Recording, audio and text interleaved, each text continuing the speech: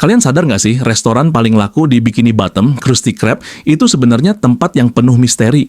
Di satu episode dibilang bekas panti jompo, tapi di episode lain katanya bekas kapal bajak laut. Mana yang bener guys? Apa jangan-jangan Mr. Krabs emang sengaja nipu kita semua biar rahasia dapurnya nggak kebongkar? Di video panjang kedua ini, apa aja bakal bedah 5 teori asal-usul dan sejarah restoran Krusty Krab.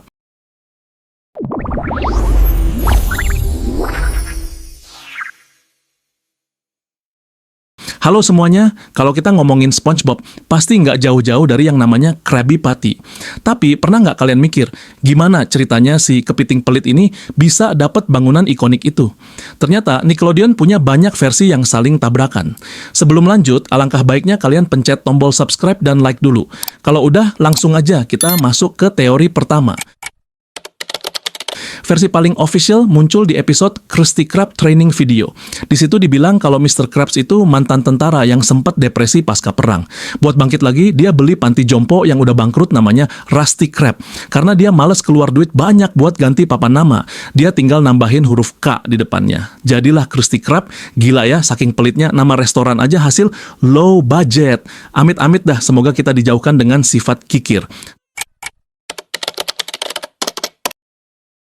Tapi tunggu dulu, di season 6 ceritanya berubah. Mr. Krabs pamer ke kakeknya kalau dia itu bajak laut dan Krusty Krab itu sebenarnya adalah nama kapal bajak lautnya dulu. Katanya sih setelah dikhianati krunya, dia jual kapalnya dan jadiin modal buat buka restoran. Mana yang bener nih? Bekas panti jompo apa bekas kapal? Ini yang namanya plot hole atau emang Mr. Krabs banyak bohongnya? Nah, ini yang paling emosional.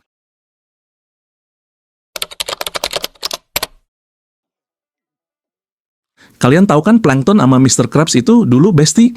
Di episode Friend or Foe, mereka bikin bisnis bareng namanya Plubs Burger. Tapi gara-gara resep, mereka berantem sampai kertas resepnya sobek jadi 2. Mr. Krabs dapat bagian yang enak, Plankton dapat bagian yang zonk. Akhirnya Mr. Krabs buka Krusty Krab sendiri dan sukses besar. Sementara Plankton cuma bisa iri di Chum Bucket. Nah, kalau kalian pikir Krusty Krab itu hasil jerih payah Mr. Krabs sendirian, kalian salah besar.